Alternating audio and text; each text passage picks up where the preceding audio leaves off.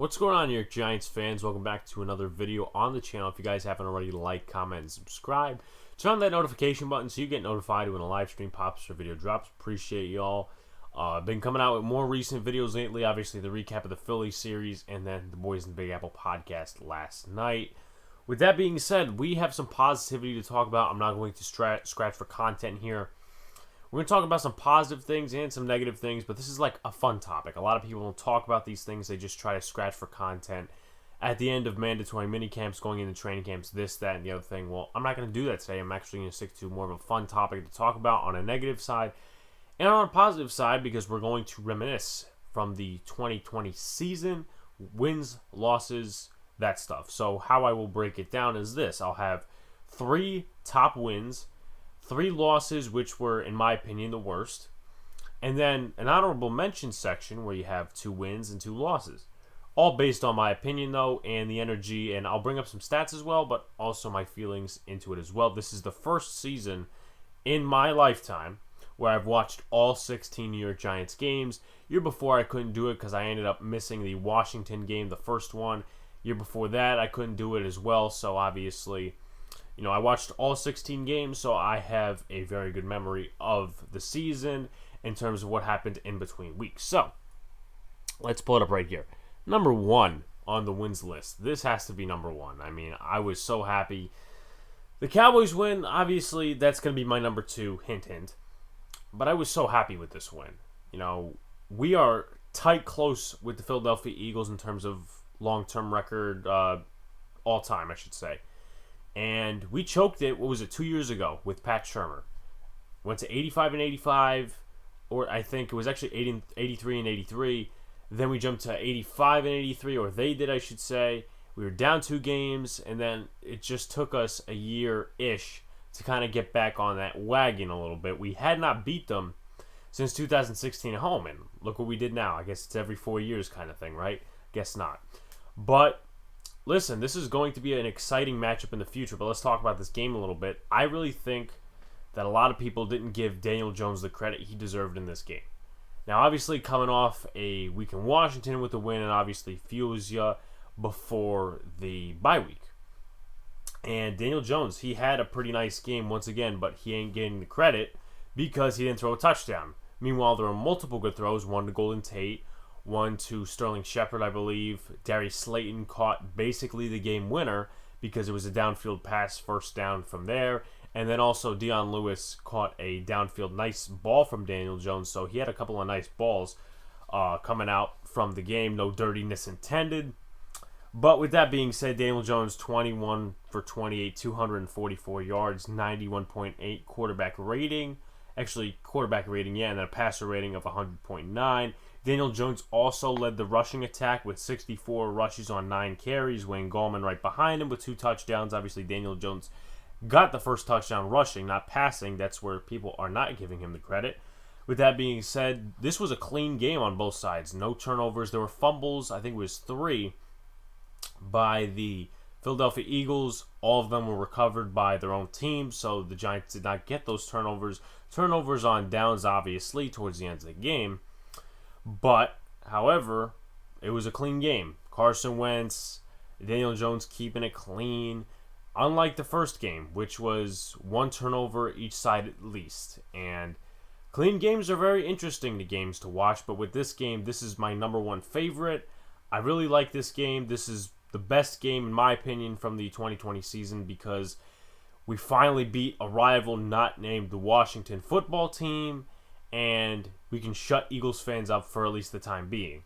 Now, going into next season, obviously, I think this is going to be a good matchup. I think it's week 13, week 12, something like that in coming regular season. I'm hoping to go to that game, so hopefully I see some of you there. I know a couple of people are going. With that being said, that is my number 1 favorite. My number 2 favorite deals with another rival. That is the Dallas Cowboys. We beat them in week 17. That was a very good game. It was coming off a very bad week in Baltimore. The offensive line was horrible. The defense was horrible. They could not stop the run. They had at least, I think, 240 rushing yards or something like that. Lamar Jackson, Mark Ingram, the guy they drafted at Ohio State, J.K. Dobbins. There was a lot of guys just running around on this defense, missed tackles. So you come into this game, Andy Dalton, I think they won the previous week. I'm not too sure, but if they did, oh well. And we eliminated the Cowboys. How many times we can say we did something like that in the recent years? You know, when they had the division crowned back in 2016, we beat them twice. But since then, we have not got a stranglehold on them. We split the series with them, which we'll obviously get to in a couple of minutes because it's in my honorable mentions. Once again, hint, hint. But this game, I don't have a lot of issues with that, only for the fact that Evan Ingram had to screw things up. Now, just some remarks, obviously, with Evan Ingram. You know, he dropped the pass in the third quarter, or he tipped the pass like it was freaking volleyball, where Donovan Wilson intercepted it, and the Cowboys kind of gained momentum from there. They scored in the third quarter, it scored in the fourth quarter. Obviously, very controversial on their side with Mike McCarthy not challenging the Dante Pettis catch. But the tone just went down. A lot of Giants fans were negative about the Ingram catch, or the Ingram drop, I should say, because he never catches a pass. But my point is that everyone's tone went down from there. I was still trying to keep positivity, not in terms of Twitter, but in terms of watching the game. Meanwhile, everyone's like, oh, we're going to lose this game. I just feel it. I kept my hope and faith. Xavier McKinney kind of retooled that and intercepted a pass late in the game off of Andy Dalton with multiple pressures from Leonard Williams. It was a total of 6 sacks in that game from the defense. Dalvin Tomlinson, Blake Martinez, Kyler Fackrell, and Leonard Williams.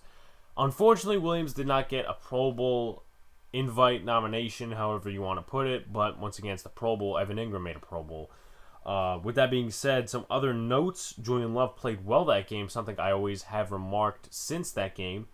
And also to note, Dirty Boys. How many times did we see the Dallas Cowboys trying to make dirty hits against us? If these two teams are good in 2021, this is going to be a very anticipated rivalry. Because there was that one hit on Caden Smith where the guy went up into his neck, which honestly he should have been ejected for because that looked like literal targeting. I think that was Jordan Lewis or somebody else. I think it was Jordan Lewis. And then you had Randy Gregory committing personal fouls, DeMarcus Lawrence. You had all types of personal fouls, Jalen Smith as well. So the Cowboys are a dirty team. I'm not going to shy away from that. I'm not going to shy away from saying that. But it's going to be a very interesting matchup. And once again, you beat your division rival in this game. Unfortunately, what happens later in the night is the Eagles decide to tank. They fire their head coach later on, and they're in a mess right now. Thank you, Eagle fans, for putting us in the position we are in terms of hype. With that being said, you guys are now at the bottom of the basement. Cowboys could be somewhat competitive depending on what Washington does to them, and we'll see throughout the division this coming year. I'm very excited for football, as I said. So with that being said, let's go to the final one.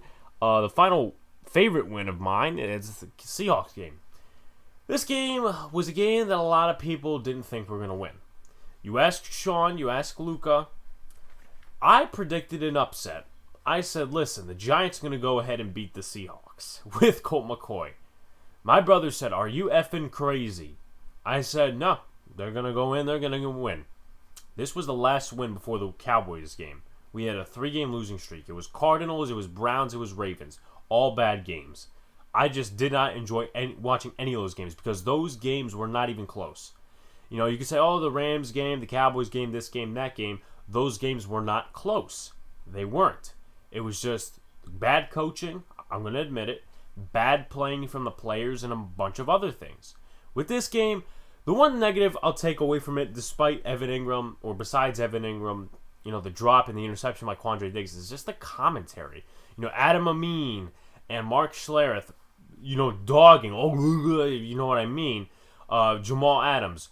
Yeah, buddy, Jamal Adams is Blitz Boy, and right now he's holding out of mandatory training camp, or it's mini camp, or it's whatever they're doing, because he's not getting a contract. Well, look where we've seen that before.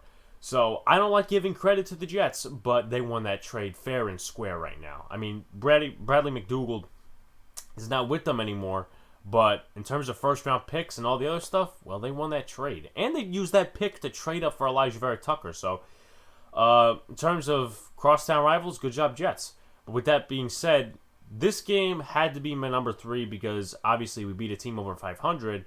With that being said, though, I wasn't necessarily, oh my God, you know, it's a great win. Because Colt McCoy was the quarterback. I'll give him props to the throws he made. Also, this was hugely pent on the running game. Wayne Gallman was a big factor in that I'm pretty sure him and Alfred Morris actually had 174 combined rushing yards, and we had 190 on the ground. And what's funny was the Seahawks were the third best run defense team. Meanwhile, they were near the bottom of the league in passing, but Colt McCoy was the quarterback, so that's why they didn't give up a lot of yards, and it wasn't 31-12, it was 17-12. So, in terms of this game, obviously Darnay Holmes got his first interception. That's something I was proud about. Leonard Williams going in there for sacks, multiple pressures with that as well. See any other notes? Evan Ingram, obviously, that drop going into Quandre Diggs' hands. A lot of people blame McCoy for that. I'm like, this is the trend we've been seeing all season with Evan Ingram. Why are we starting to blame somebody else for his issues? Doesn't make a lot of sense. But with that being said, folks, let's move on to a darker category. That is top losses of 2020. I'm going to have to go with one game, and that is the 49er game. That's number one. This game, I even said it on the podcast. I think Jordan was with me. Coming off the Bears game, I'm like, do not be surprised if the Giants happen to blow this game. Because coming into that week, the 49ers, I think they were staying on the East Coast because they faced the Jets the previous week. A bunch of injuries, Nick Bosa, Jimmy G, all these different injuries. Because of no preseason, by the way. Don't even listen to anybody that says MetLife Turf. It was the preseason not happening that caused those injuries. Don't believe anybody else that says anything different. But anyway, Nick Bosa, Solomon Thomas, all these other players getting injured, and we just got demolished. Nick Mullins, if I'm not mistaken, he passed for a good 343 yards against us. I mean, that's a backup quarterback right there. Doesn't make a lot of sense. And the defense, honestly, was not trying in the second half. And I understand the offense is not doing that great. Throughout they were just kicking field goals, but you have to at least make the game close. 13 points in the fourth quarter, which was the worst part because obviously 13 points. It was 23-9, so it was still somewhat of a close game a little bit. And then you give up 13 points, and what happens there is they win the game 36-9. And just a bad game. Daniel Jones, he passed an interception to Fred Warner a couple of minutes before that. I think that was in the second half. So in the first half, the Evan Ingram drop on the end around, I was like, are you kidding me? A lot of people blaming Jones for that. Then again, the Ingram trend was still on because of the Bears game and the Steelers game. With that being said, Darius Slayton fumbled late in the game. It was just a mess, that game. And they picked it up. I'll give them credit. They picked it up the next week and decided to compete with the Rams. But unfortunately, we did lose that game 17-9. But with that being said, this is my least favorite loss. I mean, I don't have favorite losses, but my least favorite loss of the season has to be this game right here because we absolutely got demolished. It was not a good game to see. It was not a good game to watch. And it was a bad day, I guess, for New York football because other than the Bills, and I'm talking New Jersey football really, if you know what I mean, Giants, they got crushed, and then the Jets got crushed by the Colts. But what makes it worse is that we got crushed by a team who was injury-plagued with a backup quarterback we had beaten 2 years earlier. Doesn't make a lot of sense. Once again, that is my least favorite loss. My second least favorite has to be this game. How many times in the past couple of years we've been so close to beating the Eagles in their own territory? We have not done that since 2013. That's going to be, if we end up losing in Philly this season, we got to do the math here. That's about 8 years. So that's a long time. That's a presidential term right there. And we had this game. I really felt that we did towards the second half. The momentum, Daniel Jones, even though, oh my God, he stumbled. Yeah, you idiots making memes out of that. Meanwhile, he scored, or Wayne Gallman scored on that drive. So it's not like Daniel Jones fumbled the ball away and it went back the other way. No. What happened was there's a lot of bad defense this game, my personal opinion towards the end. And I think Patrick Graham learned from this game. The pass downfield to John Hightower. Then you have the Boston Scott touchdown. It was a lot of bad play. We ended up giving up the touchdown, and then on the drive coming back with like 20 seconds to go, Daniel Jones fumbles it. That's not right, but at the same time, if he would have kept the football, they would have to scramble back, and that would have been even harder because at the time we didn't have any timeouts, and the clock would have been running. So a lot of people blaming Jones on that. I get it, but we didn't necessarily have all the help in the world because the offense showed up in the second half. The defense did it. And it's not necessarily on the defensive line, But Carson Wentz had a big game, 359 passing yards against us. That is on the corner too. James Bradbury didn't necessarily have a bad game. He actually got an interception in that game. But also it doesn't help that Dion Lewis fumbled earlier. And then, once again, another Evan Ingram error, basically, for lack of better words, that tipped into Jalen Mills' hands, interception. I think that was in the second quarter or towards the end of the first quarter. But once again, the second half, the offense was good, the defense wasn't, and that's purely why we lost the game. Also to note, Evan Ingram there. He dropped the ball on third down. That could have basically ended the game. It didn't, and what happened was he dropped it, and we ended up losing that game. Not because of Evan Ingram totally, but because of the defense play at the end. So let's go into the final bad loss I would really consider for the 2020 season. And this one happened to be my least... Actually, no, not my least favorite, because I already have two in front. This game. We had this game, and 2 out of the 3 losses were close. That's what the Giants were known for doing in the 2020 season, keeping it close, losing some, winning some. We played against Brady, and we had the lead going into halftime. As you can see, it was 14-6. Defense, they kept it minimal. And the Bucs, they had one of the best offenses in the league. I don't think Brown was there at that point. I think he was actually suspended. So it was Evans, it was Godwin if he wasn't injured, Fournette, Ronald Jones, big offense, Tom Brady at the helm with a good offensive line. With that being said, it was a lot of things that went wrong in this game. You could argue that the final play was the touchdown, or actually the 2-point conversion where Dion Lewis was literally interfered with on the pass. The refs decided not to call it after they threw the flag on the field, which didn't make a lot of sense, but there's a lot of reasons as to why this game went awry. Daniel Jones throwing 2 interceptions, which he could have just thrown away or taken the sack or did something with other than throw interceptions against a good defensive team. And then at the end, you got the Golden Tate touchdown. He says, throw me the ball, and he gets suspended the next week. So it was just a bad game. Defensively, we did get a turnover with a forced fumble by Blake Martinez. Ronald Jones caught the ball. He spikes it out of his hand. Darnay Holmes recovers, and that's how we end up, I believe, getting our first touchdown. That was on the Dion Lewis throw. Then I think Gallman rushed in for a touchdown in the second quarter, and then obviously the Golden Tate one 2 quarters away. But this game, man, I really wanted to beat Brady. Once again, because we got another opportunity compared to 2019. This game was close. Daniel Jones didn't make it any easier. With that being said, the defense did a good job. The offense did the best it could when Daniel Jones was not throwing interceptions. And the uproar of Daniel Jones is not the future after this game really irritated me, because everyone has their bad games, and I was trying to defend Daniel Jones on an unbiased basis, and people are like, oh, you're just a homer, this, that, and the other thing. And a lot of people are thinking Trevor Lawrence at that time. I'm like, we have 1 win. Also, Jets and Jacksonville are worse. So stop thinking about tanking, please. I'm really tired of that crap. With that being said, let's go into our honorable mentions. So we'll go over the 2 wins first. This game right here, actually, I looked at the stats, and Alex Smith obviously came back into the game. He tossed like 2 to 3 interceptions. If I'm right about that, I'm pretty sure I'm right about that. And he also got sacked twice, but Kyle Allen exited the game, and which was such bullshit, by the way. I said prayers to Kyle Allen, but Jabril Peppers was called for a personal foul roughing the passer. Meanwhile, he was blocked into Kyle Allen, which didn't make a lot of sense. The refs obviously doing it again. But with that being said, the rushing game, very good. 166 yards on the ground. Daniel Jones, 1 touchdown. That was to Evan Ingram, actually.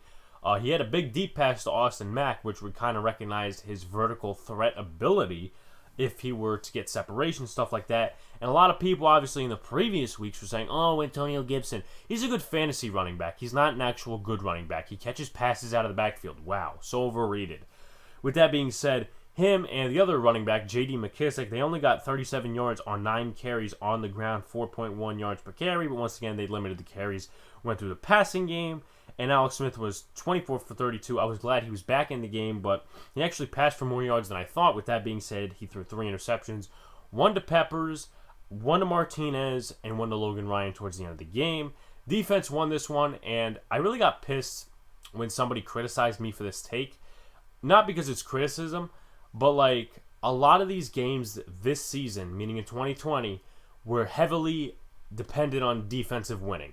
You know, the game with the Eagles where we won, I thought that was offensive because the running game and Daniel Jones making passes downfield. Obviously, the defense helped. If you don't have a defense that helps, then you don't win the game. But a lot of these games, like this one, were defensive winning. You know, so many teams coming back close, and then something happens that the defense makes a play, and we win because the defense won us the game, not the offense. You know, not just getting 25, 30 points, you know, just getting 20 points, and the defense ends up saving our ass. So with that being said, this was an honorable mention. I really didn't like the first game against Washington because we were a spit away from losing, literally. 2-point conversion away, if you will. But Joe Judge got his first win that game, but once again, he gets his second win.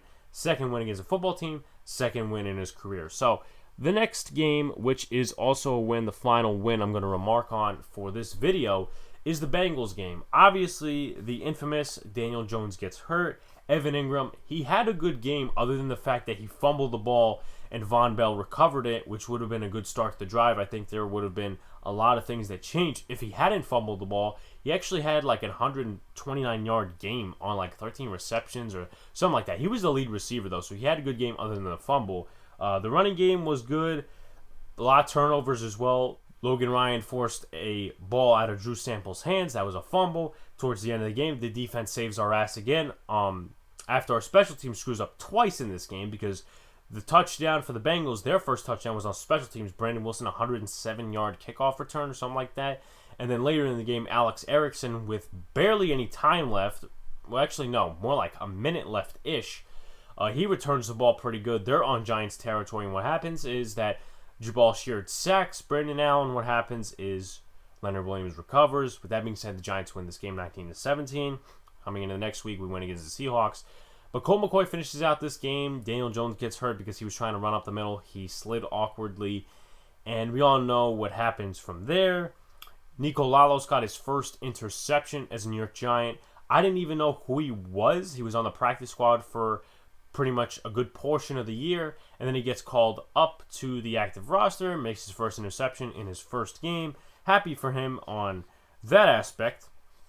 Brandon Allen was only allowed to throw 136 yards, sacked twice. The rushing game, once again, was a big factor. 142 yards. Wayne Gallman, 94 yards. Daniel Jones, 19 yards. And then it goes down from there. Evan Ingram, 6 receptions, 129 yards. No receiving touchdowns on the rushing side. Wayne Gallman has the only touchdown, which means that 4 field goals. Once again, goes to the thing of offensive woes. So, with that being said, we have to go on to the dark side of things and remark upon 2 losses. And I handpicked this one, if it will let me actually pick it. That's the Dallas game. Oh boy, I really want to avoid talking about this one as much as possible, but it has to be talked about because this is an honorable mention towards my 3 least favorite losses. You don't have a favorite loss. Daniel Jones, good game. I think if anyone would have won this game on the Giants, offense or defense, it would have been offense. He fumbled in the game. A lot of people were, arguing with each other on Twitter because, oh my God, it's Andrew Thomas's fault. Oh my God, it's Daniel Jones' fault. I got into a lot of wars with that, but there should have been a lot of touchdowns in this game that didn't happen. 2 specifically. The Damian Ratley pick play where he had the pass interference call on him, I think that was a Darius Slayton touchdown, who actually had a pretty good game. He had something over like 100 yards, 8 receptions, 129 yards. And then you have the one play where it's Riley Dixon tossing a pass to Evan Ingram, and friggin' Cameron Fleming, he doesn't set up right away, so it's going to be illegal shift on the offense, number 75. That happened. Kyler Fackrell got his probably first career pick or first career pick 6. And that was good for the defense, but they were not really sticking to things in this game. I mean, they allowed 111 yards to Andy Dalton. Before that, 166 to Dak Prescott. Unfortunately, Dak got hurt this game. I obviously sent my prayers out. I'm not like EDP or any other of these YouTubers trying to put harm on Dak Prescott. I'm not trying to do that. I hate fans. I don't hate players, though, unless they do something that's really, really bad. But Dak, he obviously got a lot of criticism that season because of what happened with his brother and Skip Bayless. We're not getting into that, but this game, I don't feel great about it. Obviously, that it's a loss. It was one of them close games. You're going to have those games where it's, oh my God, you should have won this one. But we should have arguably swept the division. We didn't. And we ended up being 4-2. With that being said, this is an honorable mention towards a loss. The next one is the final one, and that is the Arizona Cardinals game. I had COVID this weekend, and I was isolated in my room. This was during a time, I think the day before this, I was actually on one of Tana's streams with a couple of content creators. I met Diggy on there the first time I met him. But we were basically discussing, the pre-game of this game and stuff like that. It was the night before. But anyway, this game, I think we should have won if Daniel Jones was healthy. He wasn't healthy. The first play of the game, Marcus Golden strip sack, takes it back to about the 10-yard line. The defense makes a stop, but the tone setter is the Marcus Golden sack. They sacked us 8 times, which obviously points out that their defensive line, their linebackers, were getting to us. Now, Daniel Jones fumbled 3 times, which wasn't right, but also, he was on one leg, really. Dennis Gardeck had 2 sacks, Hassan Riddick had 5, and Marcus Golden, I believe, had 1. So, if I'm not mistaken, that adds up to 8 sacks. Once again, Chandler Jones was out that week, so Hassan Riddick decided, hey, let me be the Chandler Jones and sack the Giants 5 times. Unbelievable. Colt McCoy filled in towards the latter part of the game, and he did not do great as he was under pressure most of the time, got sacked twice. I think he fumbled once as well. Kyler Murray, he was doing great stuff against us, 26 points, as you can see. He had 47 rushing yards. They could not keep him in the pocket. They couldn't really keep the running game from stopping as they allowed Kenyon Drake to get 80 yards on the ground. It was a total of 159 yards on the ground for the Arizona Cardinals in terms of rushing. Kyler Murray threw 1 touchdown to Dan Arnold, which didn't make a lot of sense because there was like 7 DBs there, and there's 1 Cardinal there, that's Dan Arnold. Logan Ryan had a chance to bat it. I think Jabril Peppers had a chance to bat the pass. No, it was right in Dan Arnold's hands, and I just kept losing faith during that game. The rushing attack wasn't great. The game plan wasn't great overall because you literally had one of the worst corners in the league in Drake Kirkpatrick, and you didn't utilize, he looked like a stud that game, Drake Kirkpatrick, and he wasn't good beforehand. You look at his stats before that game, he just was bad. PFF will call it, even though I don't trust PFF, passer rating, completion rating, whatever. With that being said, only 1 sack and a touchdown for NYG. Dalvin Tomlinson, in my opinion, was just lucky, and also the throw to Golden Tate and the touchdown to Dion Lewis. With that being said, that pretty much wraps up for this game. And then we ended up losing 2 more games to the Browns and the Ravens. Non-competitive for that stuff. And then the Cowboys later week. But what really destroyed me about this loss is just non-competitive. The first part of the game, maybe. It was 13-0 going into halftime, but 26-7 is the final score. So, that is the end of this video, guys. If you haven't already, like, comment, subscribe. Turn on that notification button so you get notified when live stream pops or video drops.